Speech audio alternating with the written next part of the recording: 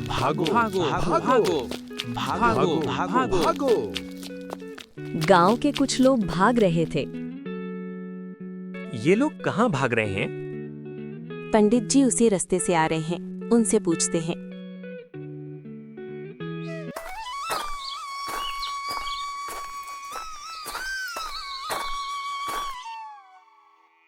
पंडित जी, ये लोग इस तरह भागकर कहाँ जा रहे हैं?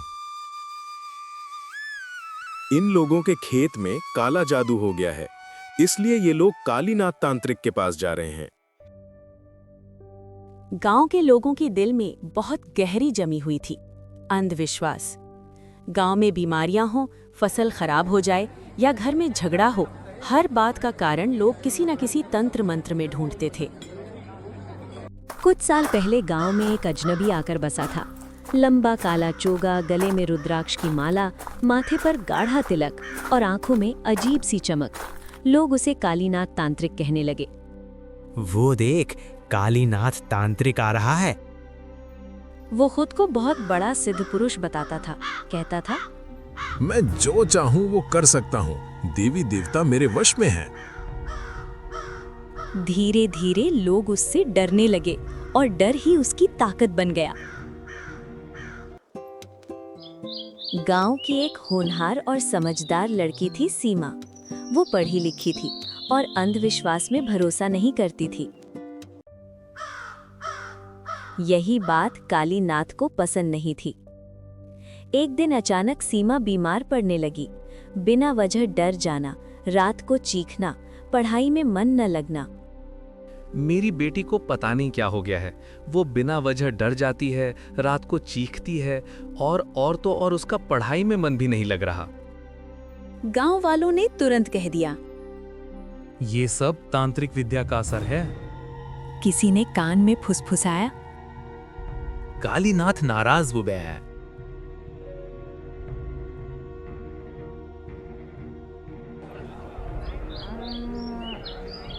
कुछ ही दिनों में ये बात पूरे गांव में फैल गई कि कालीनाथ ने सीमा पर काला जादू कर दिया है। लोग उसके घर के पास से भी डर कर निकलते थे। सीमा के माता-पिता डर गए। वे रोज तांत्रिक के पास चढ़ावा लेकर जाने लगे। कालीनाथ और ज्यादा ताकतवर बनता चला गया। लेकिन गांव में एक लड़का था, अर्जुन। अर्जुन पढ़ा लिखा था, शहर से पढ़ाई करके लौटा था। उसे इन बातों पर यकीन नहीं था। कालीनाथ तो बहुत बड़ा तांत्रिक, तभी तो उसने सीमा पर काला जादू कर दिया है। ये तंत्र मंत्र कुछ नहीं होता। डर से बीमारी बढ़ती है, जादू से नहीं। लोग उसे पागल कहते। जब तुझ पर पड़ेगी तब समझेगा।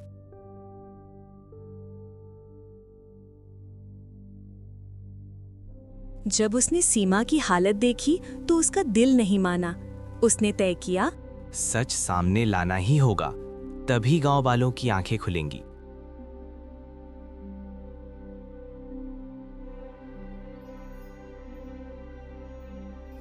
रात के समय वो तांत्रिक की झोपड़ी के आसपास निगरानी करने लगा।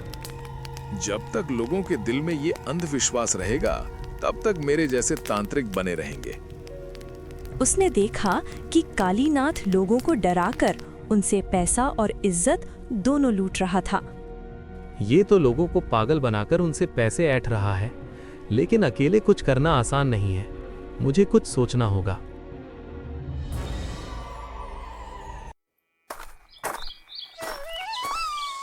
एक दिन अर्जुन जंगल के रास्ते सोचता हुआ जा रहा था। वहीं उसे एक संत बाबा मिले। साधारण कपड़े, शांत चेहरा। बाबा ने कहा, तू किसी भारी बोझ में है बेटा।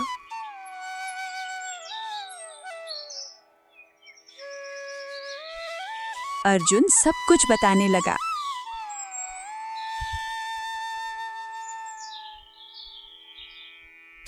बाबा मुस्कुराए। तंत्र मंत्र से बड़ा होता है साहस और सच्चाई।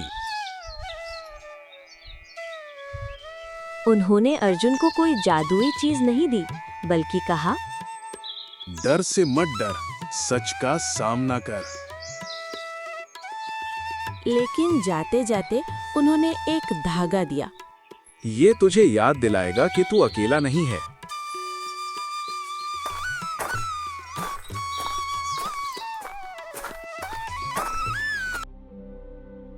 इधर कालीनाथ गांव वालों को डरा रहा था।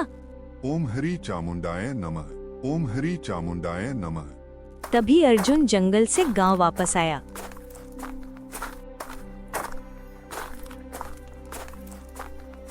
अर्जुन ने पूरे गांव वालों के सामने कालीनाथ से कहा, कालीनाथ, अब बहुत पागल बना लिया गांव वालों को। अब ये नाटक बंद करो अपना। मुख बाल्क, तेरी इतनी हिम्मत! तू मुझे धमकाएगा? मैं तुझे अभी जलाकर भस्म करता हूँ। ओम हरि चामुंडाय नमः, ओम हरि चामुंडाय नमः। कालीनाथ ओम डराने हरि लगा, चामुंडाय चिल्लाया, नमः, ओम मंत्र हरि पढ़ने का चामुंडाय नाटक नमः, किया, ओम हरि लेकिन अर्जुन चामुंडाय डटा नमः। रहा। अपना यह नाटक बंद करो, तुम्हें यह मंत्र नहीं आता। मेरे पास तुम्हारे खिलाफ सबूत है। उसने तांत्रिक की चालें सबके सामने खोल दी। नकली जड़ी बूटियां, डर फैलाने के तरीके, झूठे मंत्र। जब लोग समझ गए कि यह सब धोखा था, कालीनाथ भागने लगा, लेकिन गांव वालों ने उसे पकड़ लिया। सीमा की हालत धीरे धीरे सुधरने लगी, क्योंकि डर खत्म हो चुका था। गांव में पहली बार लोगों ने अंधविश्वास पर सवाल उठाया। अर्जुन ने कहा, डर सबसे बड़ा जादू है और सच उसकी काट। बूढ़े बाबा कभी फिर नहीं दिखे, लेकिन अर्जुन के हाथ में बंधा धागा हमेशा उसे याद दिलाता रहा। साहस ही सबसे बड़ा वरदान है।